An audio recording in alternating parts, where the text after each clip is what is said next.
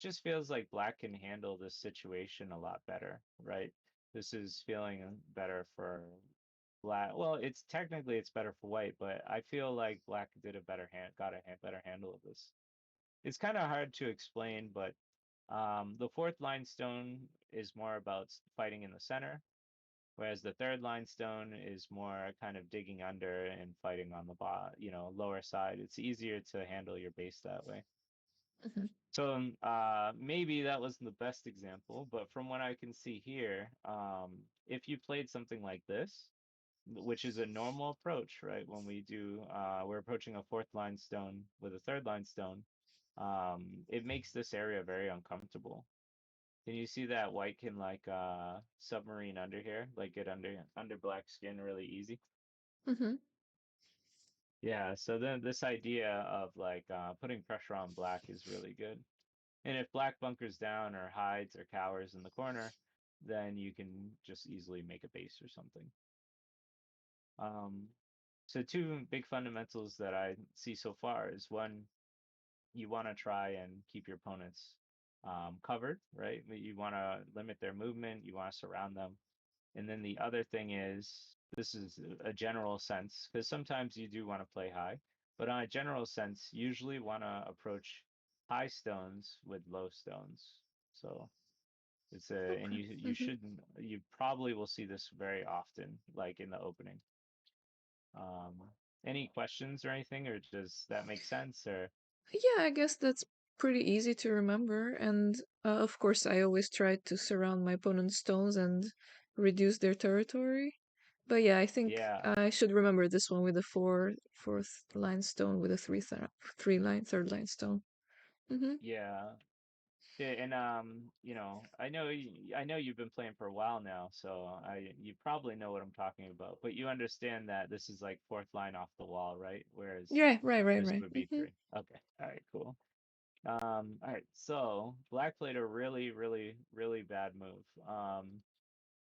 Black easily could have like pincered you or made you like feel uncomfortable, right? The idea is that you played close to black strength and you're not playing near the ground, which means you can't make a base easy. So if black like pincered you, you can't make two eyes very easy, right? So ideally you'd want to come out or something.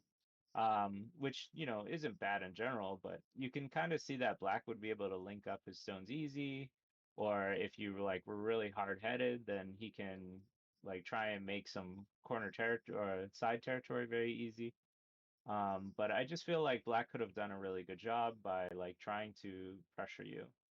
He could even attach under and like just try and gain lots of points. Um, but instead he played this, which gave you an excellent move because generally the you are very strong, you're fully connected, and he's not, right? He's not fully connected. And so Mm-hmm. this is called an iron pillar. This is called the diagonal, and the iron pillar generally is very good against the diagonal. It's the same in this instance here. So when Black played this, our first fundamental comes into mind again, which is we want to seal in our opponents, right? We want to make sure that uh, they can't keep moving, right? But instead you played this, so it was just very similar to this mistake earlier. So Mm-hmm. important fundamentals to keep in mind. Once again, he loves this, what we call the armpit hit. Have you ever heard of a shoulder hit? Yeah, shoulder hit. Yeah, Mm-hmm. the shoulder hits we usually hit on top, and then, Okay. black usually has to answer, and then white usually gets to move where white wants to, right? Um, but the opposite of a shoulder hit is what we Oh, call okay. an armpit hit. That's This the is first time I'm hearing. I just heard about the shoulder. I considered everything a shoulder, but like looking from a ah different angle. yeah. This Okay. is called the armpit hit. Armpit. And Okay. you didn't make the mistake. He's made it, right? He made it here and here. Mm-hmm. And or she, sorry. But this person made the mistake.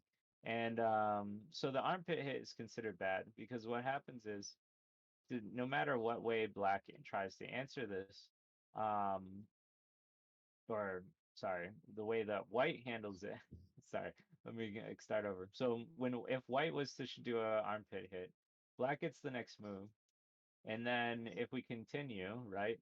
Who's in ahead in this race, right? Who's in front, right? It's black. Black. So black's Mm-hmm. ahead. Yeah. And so taking advantage of being in front of your opponent, you get to turn them around and they make like very little points and you get this center influence that's going to affect the rest of the board. So generally this idea of playing under your opponent with a diagonal move, we call it the armpit hit and it is Mm-hmm. generally not good. You usually only want to use it if it involves like you absolutely living versus dying. So anyway, um, Can I ask a question here? Like, under, you yeah. mean it's on the like first or second line? That's why it's under, or like how do you look at it, and how do you determine if it's a shoulder hit or an armpit hit? So the shoulder is on the outside, right? So if black has a low stone, these moves generally are pretty good because we're pushing our opponents down, right? Especially if they respond like being pushed down, right? Mm-hmm. So you can see that white is getting some central influence that's going to help with the fights in the center, and black is getting solid points on a low level on the third line.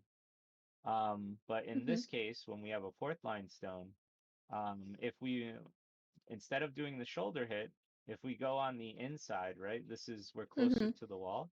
This Mm-hmm. is the inside. Yeah, this is far worse for white than the shoulder hit. And Mm-hmm. if you remember the example, you can see, black just gets ahead of white, right? Mm-hmm. Black's in front of white and it hurts. Mm-hmm. Um, does that answer the question, like the two differences? Okay, I think I got it. So the closer it is to the first and second line, it's like armpit, right? If I understand correct. It's to me, I look at it as outside versus inside. Mm-hmm. Um, this is the inside of the house, right? Mm-hmm. And so we're knocking on the outside. The if this is the head, right, the top of the body, this is the shoulder.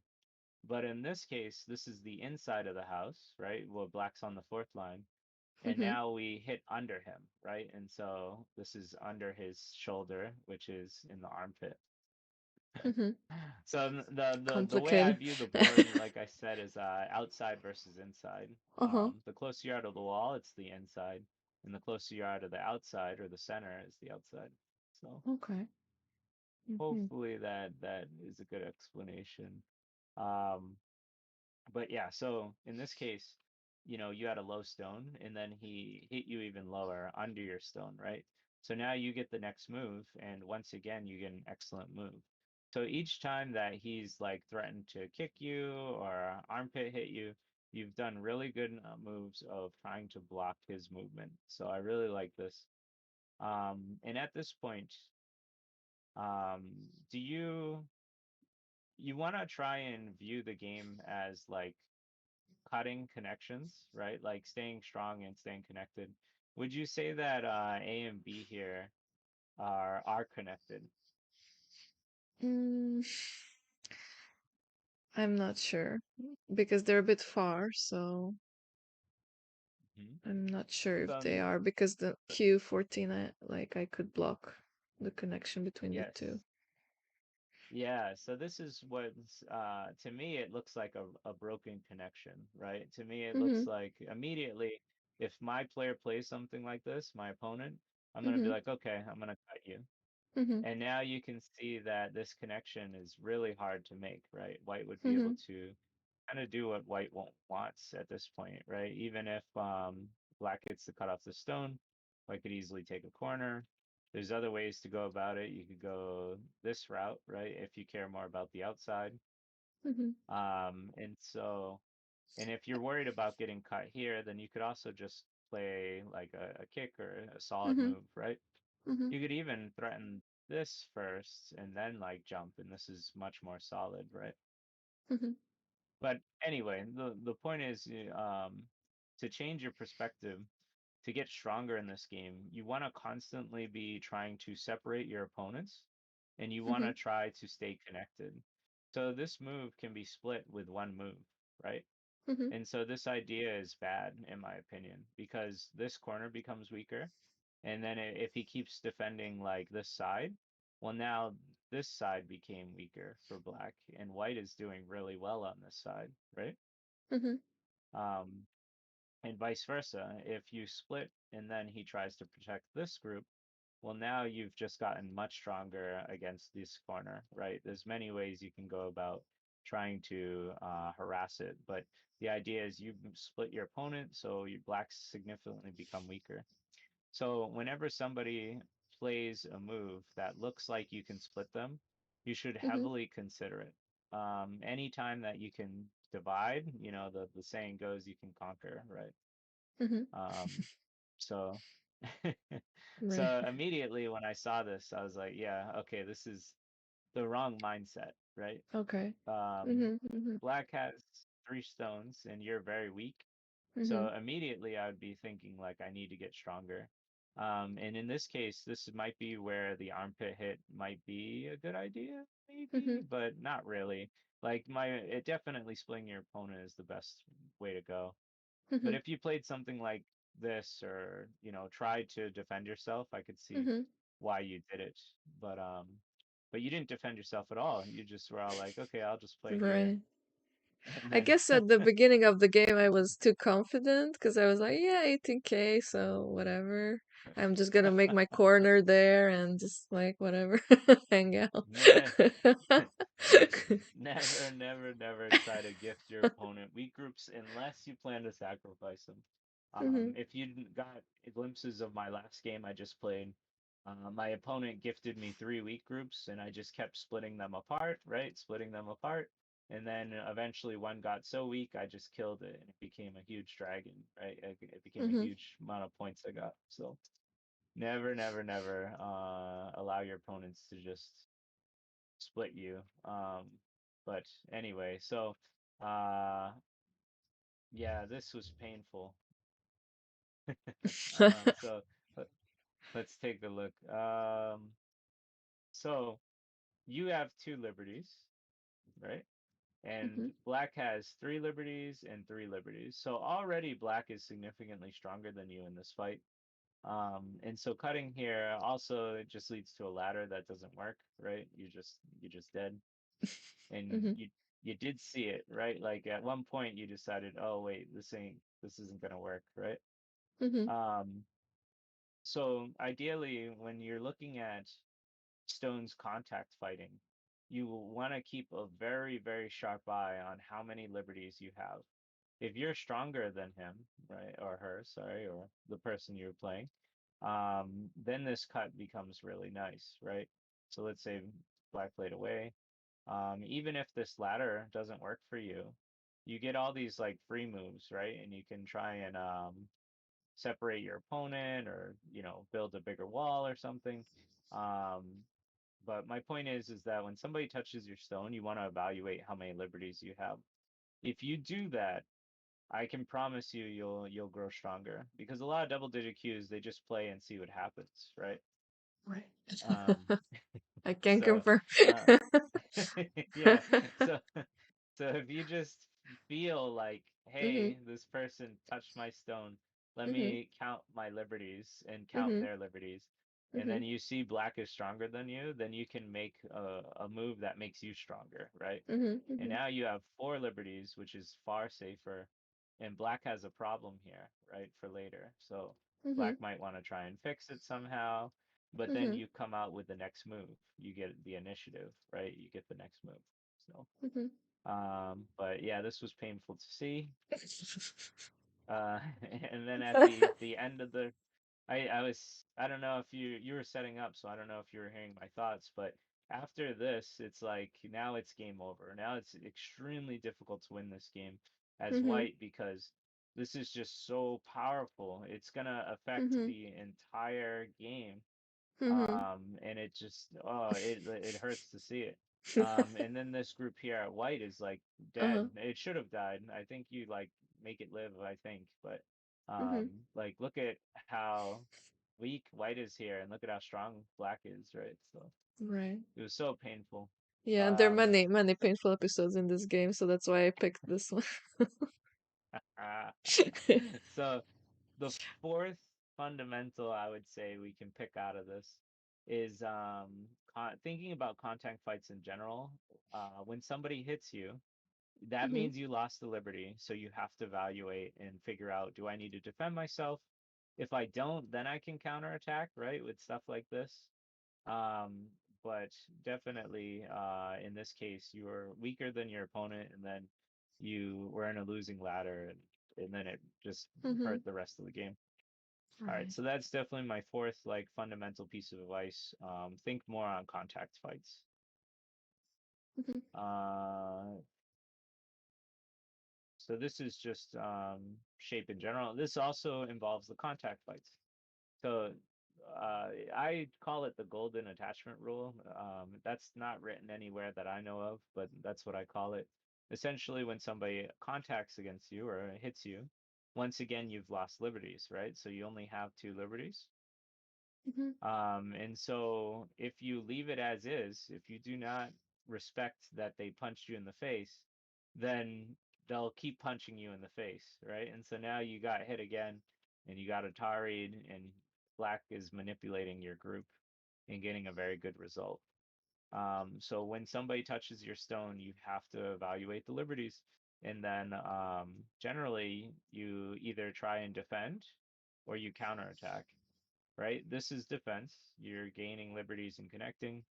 Counterattacking usually involves hane or bending or turning, whatever you want to call it. But the idea is that you've just now taken away a liberty from black with this attachment, and now black only has two liberties. And so now, if black runs away from the contact fight, breaks the golden rule of attachment, then you get to punch him back in the face, and or Mhm. her, right? I'll try and keep saying just black, but I don't know. But anyway, do you know this person personally, or is it just random No, in your I mind? don't know. I don't know them. I just use them usually when I talk Yeah. about people.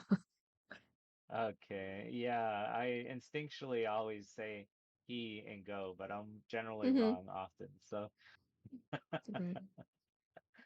but anyway, so yeah, avoiding this contact, leaving it and not respecting the golden rules of attachment, you then get punished, right? And then it really once again hurts. And I wouldn't argue that this is the same mistake, but it's very similar, right? When you look at black, black has one, two, three, four, five liberties, and you only have two.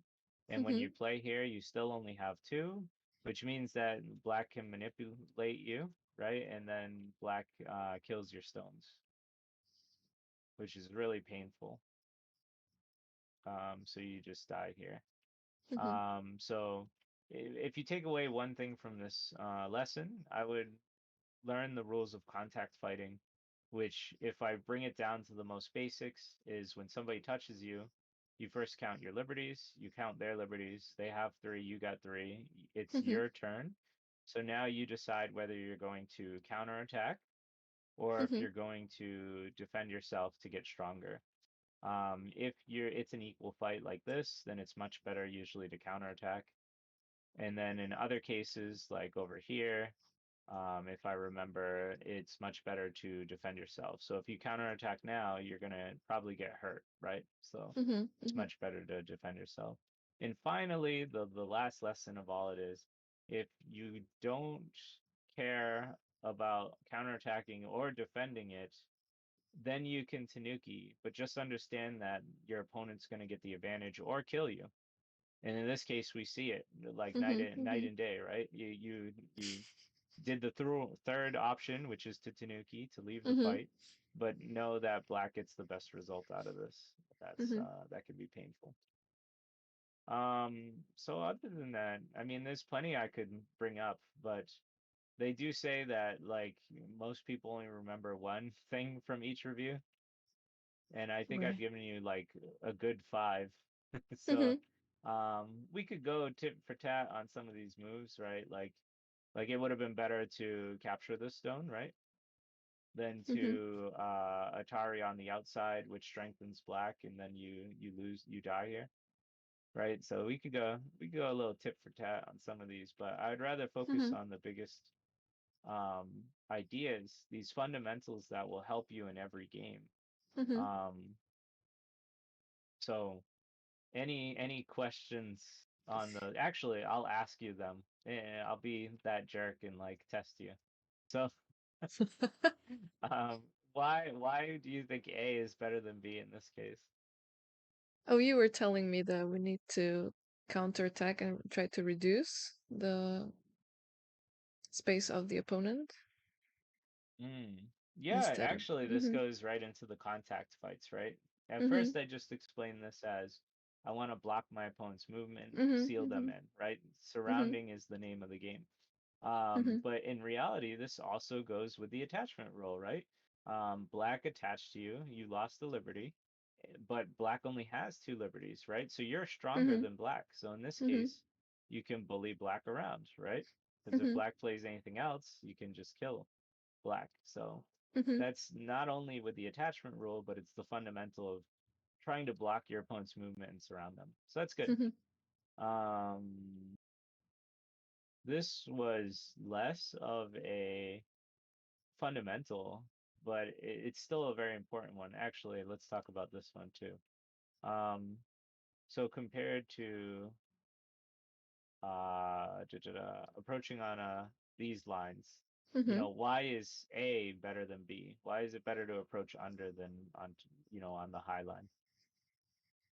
Any idea? So A was better because you can make the territory on the side, if I understood correctly, and then B if you want to extend towards the center.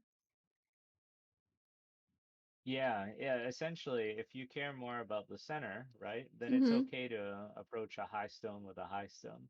Mhm. But normally, most of the time that you'll see, Mhm. especially like approaching corners, we Mhm. choose the third line move, Knight's Approach, Mhm. against black here.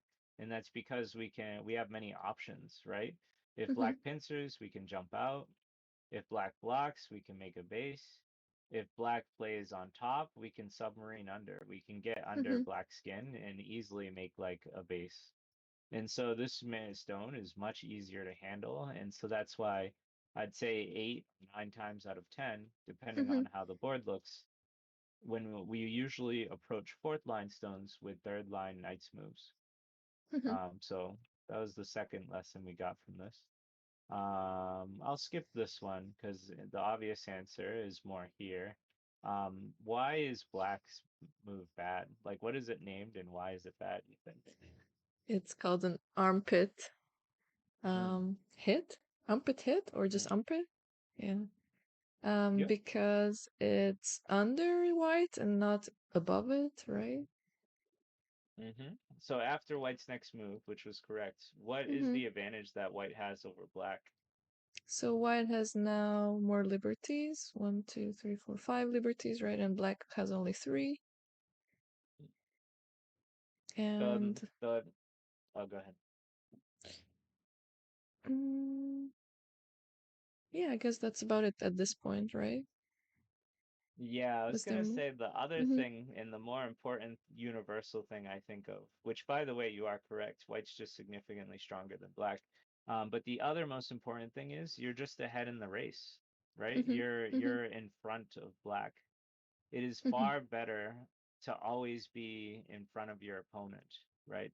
And so that's why the shoulder hit is significantly good, right? Because Mhm. black is behind in the race. Black is behind in the race, right? Each time white is ahead in this race.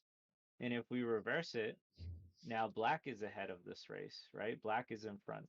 Mhm. So we see this is like a universal truth of being something that's really good, which is to be in front of your opponents, right? Same Mhm. with here. It's good to be in front of your opponent, in front of your opponent. Mhm. So so that's why this move is really bad. Those are the you gave a very good reason, but Mhm. the other reason is you're just ahead in the race. Mhm. Okay. That's covered three very important things that if you ever ask me to review your games again and I see you doing what we're talking about, I'll be very happy. Um, but All right. so for this one, in this perspective, you know, what should you feel or should you be thinking when black plays B? So definitely keep playing around their Q14 or P14. Try to separate the stones. Definitely, yeah. From now on, I will work on that. Yeah, yeah, this Mhm. super, super, super important concept. Double digit cues mess up all the time, right? The Mhm. idea is they play these moves that can be split really easy, and now they're gonna Mhm. have a very difficult game, right? Mhm. So you could even get advanced with something like this, right, to protect your cut even more, which is Mhm. like leaning on your opponent's weakness to Mhm. then gain strength, right? You could even probably even go farther.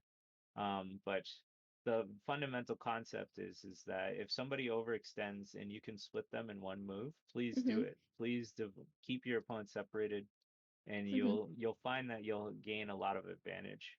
Um, and vice versa, if you're the black player, you need to keep your stones together, right? So Mhm. in this case, I would be worried about the stone anyway, but so I'd probably defend, which feels really bad. But if we like leave the stone alone and like white clamps, white's gonna Mhm. be able to undercut, white's gonna be able to kill on top. White could even just push and kill. Um, White could even push here and like create lots of cutting techniques, right? There's two cutting points, and so where white has so many options to do really bad things to black. So point is yeah, if in your perspective, if somebody like plays something and you can cut them, please do it. Mhm. Right. I mean, that doesn't always work. If you were really weak and you might get Mhm. punished, but I think it's Mhm. better to at least take that mindset in because Mhm. this move was really bad. It allowed black to do a lot of good things for black. Mhm. Mhm. Mhm. Uh, I think you get the contact rule now, so I think Mhm. that's it really. Okay. Um, I don't want, I'm sure people Mhm. come to watch you to play, so I don't want to take up more of your time. And No like I problem. said, I could, give you the little nitpicks Mhm. here, but I Mhm. think at your level, I gave you a plenty to digest. Yeah, thank you. And I think this method is pretty good, giving three things to think about and not just dumping too much information. Yeah, I think that's helpful, actually, the way you're reviewing. Yeah. All right. Well, I'm glad. And just keep me in contact. Maybe Mm-hmm. next week if you want another review, like we can Mm-hmm. make it a regular thing. I wouldn't Okay, mind that helping that out. would be nice. That would be nice. And I wanted to ask you another thing, because last time when you came to my stream, you were saying it would be helpful to play 9 times 9 or 13 times 13. So is there a reason behind that, or?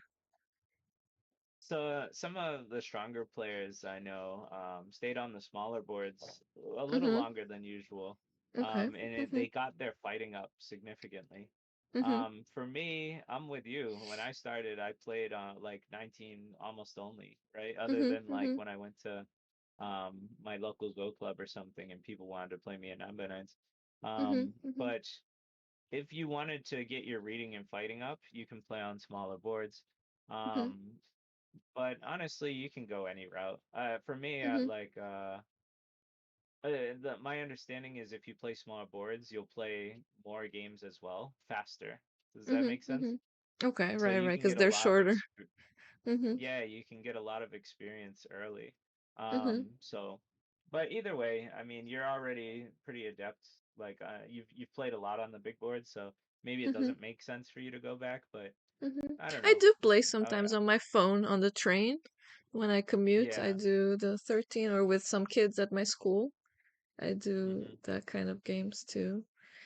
And also, I wanted Yeah. to ask you about like your approach to like training other than games, but like, do you do like puzzles or do you memorize some combinations? What's your approach to this? So when I was a kid, I read through the Learn to Play Go series by Janice Kim. Mm-hmm. I think those resources are easy to find. I can link you those on Discord at some point. Mm-hmm. But I Okay. read through those books and it gave me a lot of good fundamentals. Now, I Mm-hmm. didn't understand or make them concrete until later. And even today, I still struggle with some of them. Like, I'll make a move and be like, oh, this breaks this fundamental. That's clearly bad, but I already made the move, right? Mm-hmm. Um, Mm-hmm. but learning the Janice Kim books I thought were really good. Mm-hmm. There's a lot of good books. Yulin Yang. He made the Fundamental Principles of Go. It's one of the Mhm. best books I ever read. But I was a big book nerd later. But when I was a kid, I wasn't. I didn't want to read any books. So I Mhm. just I just read the Learn to Play Go series and then went halfway through the Tetsuji and Life and Death book. Mhm. And Mhm. by doing that, I got up to 7Q after playing many games, um, Mhm. from the age of like 15 to 17. Um, Mhm. and then after that, I got stuck for a while and I started reading other books, and then that got me better. But for your practice, if you're okay with reading some fundamental books, I would. Mhm. Doing the Life and Death and Tetsuji problems with the James Davies Elementary series is really good. Mhm. And then just playing games and having fun. Some of the best ways to get better too is to just make sure to get your games reviewed. So after you play a Mhm. game, either review it yourself or like have somebody else do it. But Mhm. I was I'd never got into a good habit of that. It was when I needed to get stronger and I was stuck at 7Q for years. Then Mhm. I started like getting lots of reviews by my public Go clubs. Like people were generous, obviously, to hang out. Mhm. Um, Mhm. so have you read any books or done any problem books or anything? Or you just play for Actually, fun? I have, but like two very simple ones. First, at the I went to a club, kind of club, like an actual place. And then they Hmm. had two books, very simple ones. And then they also gave me some other books. And I read some books for children because I read them in Japanese. So my kanji is not so good. So the kids' books are have like these furigana, the easier reading. So I Hmm. read those books, but they were mostly in Yeah. Japanese. But English books, I got one as a gift, but it seems really complicated. I'm not sure which it is. It's here on the Okay. yeah, but it seemed I'll like very yeah, I'll send you tiring some to. resources on Discord, and if you're Mhm. up for them, like the Learn to Play Go series is a very easy read. Mhm. Like for somebody who didn't want to do a lot of reading or studying, like I went through it and I enjoyed it, and it did make Mhm. me a much better player. And I find like Okay. anytime I get stuck, sometimes I go back to it. And even though it's stuff Mhm. I've read a million times, and like there's definitely fundamentals in there that I'm like, oh, I have much more experience, and like I remember not Mhm. doing what the book is telling me to do here, right? So, and it's Right. not Right. just pure pattern recognition. It's like just what I showed you. It's kind of like these big Mhm. concepts that hopefully should help you in every game. Mhm. Although I did give you some specifics with the armpit hit, but we'll forget that part. Mhm. It's okay. Okay. Yeah, All right. that's about it from my side, and thank you so much. All right. Thank you. Take it easy. Thank you. Bye.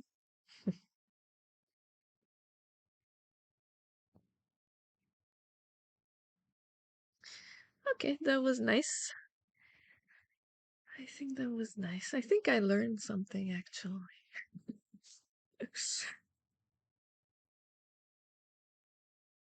Let me check out those books that I have, and I will tell you guys what books I have.